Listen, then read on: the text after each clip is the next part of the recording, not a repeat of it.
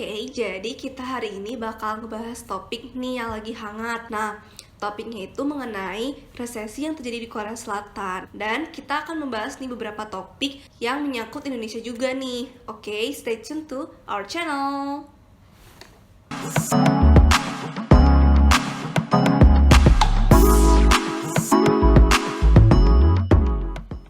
Oke, aku bakal sebutin 3 poin yang bakal kita bahas di video ini. Oke, jadi yang pertama yaitu mengenai apa itu resesi. Yang kedua yaitu mengenai Korsel yang mengalami resesi. Dan yang terakhir yaitu Indonesia terancam resesi. Oke, masuk ke poin pertama, yaitu mengenai apa sih itu resesi. Nah, sebelumnya kalian tahu nggak sih apa itu resesi? Kalau belum tahu, biar aku jelasin, oke? Jelasin dari Wikipedia. Resesi atau kemerosotan adalah kondisi ketika produk domestik bruto atau GDP menurun, atau lebih singkatnya yaitu ketika pertumbuhan ekonomi real bernilai negatif selama 2 kuartal atau lebih dalam setahun. Jadi, 1 kuartal itu bernilai 3 bulan berturut-turut. Nah, di sini dibilangnya 2 kuartal. Jadi, 2 kuartal itu adalah 6 bulan berturut-turut. Jadi selama 6 bulan berturut-turut apabila suatu negara mengalami pertumbuhan ekonomi yang menurun atau tidak meningkat, itu dikatakan negara tersebut sedang mengalami resesi. Oke, next aku bakal ngasih tahu kalian nih indikator negara resesi itu kayak gimana sih. Nah, di sini ada 5 poin. Yang pertama itu terjadi ketidakseimbangan atau tidak seimbangnya antara produksi dengan konsumsi. Terus yang kedua ada pertumbuhan ekonominya itu lebih lambat dan bahkan dia itu merosot selama 2 kuartal berturut-turut. Nah, terus yang ketiga ada nilai impor jauh lebih besar dibandingkan nilai ekspor. Yang keempat terjadinya inflasi dan deflasi yang tinggi. Dan yang terakhir itu tingkat pengangguran yang tinggi di sebuah negara. Oke, berikutnya yaitu dampak resesi. Jadi resesi dapat mengakibatkan penurunan secara simultan terhadap seluruh aktivitas ekonomi. Nah, contohnya itu seperti lapangan kerja, investasi, bahkan keuntungan suatu perusahaan. Aku akan nampilin nih beberapa list negara yang sudah mengalami resesi, bahkan negara yang terancam resesi. Berikut ini negara yang mengalami resesi. Jadi, yang pertama yaitu Jepang, Hong Kong, Jerman, Prancis, Italia. Dan yang baru-baru ini mengalami resesi adalah Singapura dan Korea Selatan. Selanjutnya, aku bakal nyebutin nih negara-negara yang berisiko akan mengalami resesi. Nah, di sini itu ada 4 negara nih. Yang pertama itu ada Thailand, Filipina, Malaysia, sama Indonesia. Oke, lanjut ke poin kedua yaitu Korsel mengalami resesi. Nah, di sini karena perekonomian Korsel itu mengalami minus selama 2 kuartal berturut-turut, ekonomi negeri ginseng itu minus 1,3% pada kuartal pertama 2020 dan minus lagi di kuartal kedua yaitu 3,3%. Jadi, angka 3,3% itu merupakan angka yang paling tinggi semenjak tahun 1998. Resesi ini terjadi di Korea Selatan untuk pertama kalinya setelah 17 tahun terakhir. Nah, penyebab utamanya itu anjloknya nih ekspor yang ada di Korea Selatan itu dikarenakan pembatasan sosial untuk mencegah virus corona sehingga membuat kinerja pabrik lumpuh. Ada pertanyaan nih, apakah K-pop sama K-drama bisa membantu Korsel untuk bangkit dari resesi?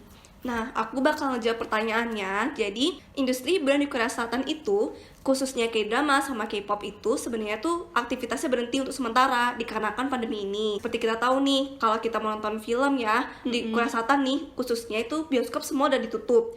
Dan kalau misalkan artisnya bakal ngadain konser offline, udah pasti nggak bisa. Ya, karena kalau konser kan kita pasti fansnya berdekatan dong, nggak mungkin jarak jauh gitu kan. Ya, pasti lebih mungkin social distancing. Bener banget. Akhirnya semua dibatalkan, konser dibatalkan, terus promosi film dibatalkan juga. Jadi memang serentak diberhentikan. Dari penjelasan aku sebelumnya itu, salah satu penggerak ekonomi terbesar di Korea Selatan itu adalah ekspornya. Nah, dikarenakan pembatasan sosial karena pandemi ini, jadi nilai ekspor Korsel itu turun sebesar 16,6% atau menjadi yang terparah nih semenjak tahun 1963. Impornya itu juga turun nih sebesar 7,4%. Jadi kesimpulannya itu, K-pop sama K-drama itu tidak terlalu membantu Korea Selatan untuk bisa bangkit dari resesi. Berarti membantu tapi tidak terlalu besar ini ya. Bener banget.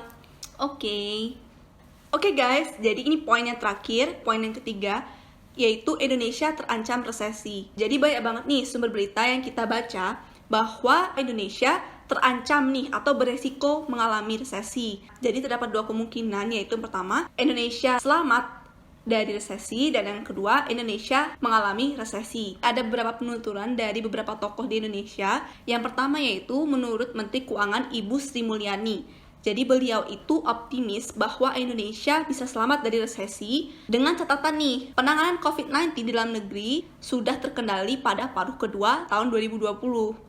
Lanjut ke tokoh yang kedua, yaitu Menko Airlangga Hartarto memberi sinyal bahwa Indonesia akan resesi pada kuartal ketiga tahun 2020, yaitu bulan Juli sampai September.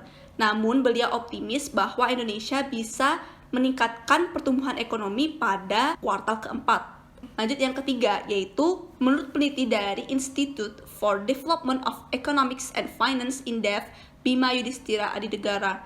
Jadi menurut beliau, sama dengan penuturan dari Menko Airlangga, Indonesia akan mengalami resesi pada kuartal ketiga, melihat dari penurunan pertumbuhan ekonomi yang terjadi di Indonesia.